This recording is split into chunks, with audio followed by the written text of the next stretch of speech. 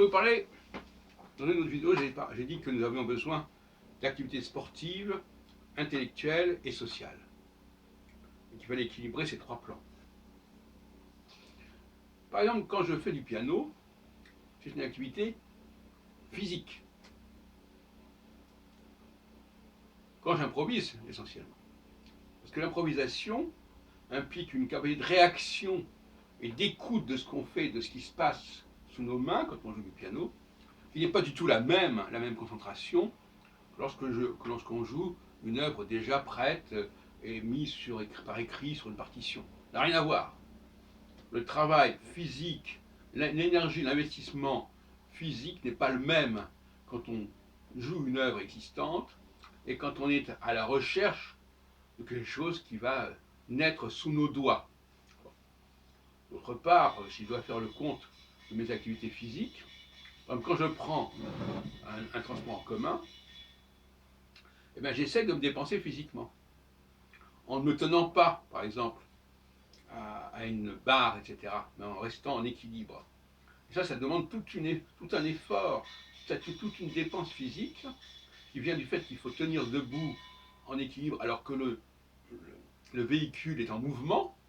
Donc ça, beaucoup de gens ne font pas ça. Beaucoup de gens, et d'ailleurs j'ai remarqué, beaucoup de gens préfèrent être assis que debout. Du moment qu'il y a un siège, même période de coronavirus, mais si moment qu'il y a un siège, on s'assoit, au lieu de rester debout. Rester debout, surtout si on reste debout sans se tenir, c'est pas rien, c'est un bon exercice.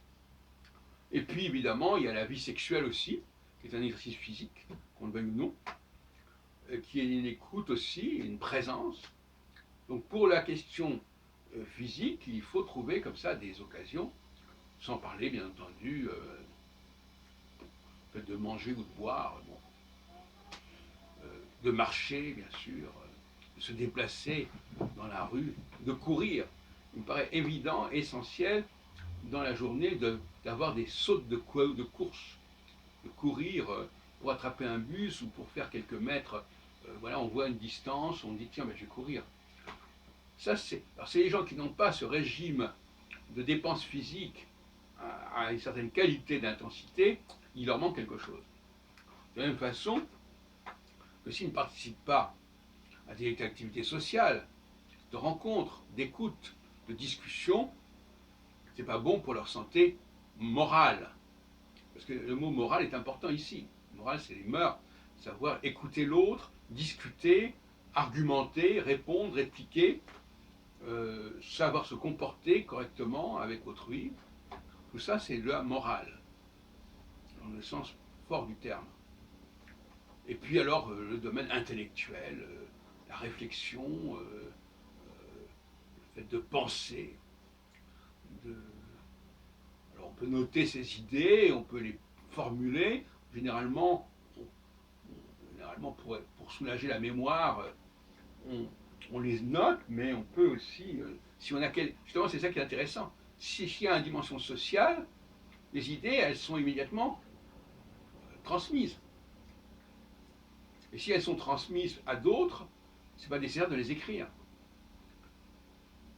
Les maîtres au Moyen-Âge faisaient des cours devant des publics de gens qui notaient leurs propos. Ils-mêmes n'avaient pas eux-mêmes à noter. Socrate n'écrivait pas. Très important. J'ai toujours dit qu'il est très important d'avoir des gens qui, j'appelle ça les secrétaires, qui notent des choses, qui écoutent, qui notent, que ce soit des propos en langue vernaculaire ou même au niveau musical. Par exemple, là, je viens de jouer une œuvre, j'attends un secrétaire qui va mettre par écrit cette œuvre, par exemple, qui est enregistrée. Ce qui va permettre à d'autres personnes de jouer cette œuvre. Peut-être pas de la même manière et pas dans les mêmes sensations que moi, mais qui vont quand même pouvoir l'utiliser d'une manière ou d'une autre. Voilà les trois plans que je suggère aux personnes qui ont certaines exigences par rapport à eux-mêmes. Il faut un équilibre entre ces trois plans, c'est évident.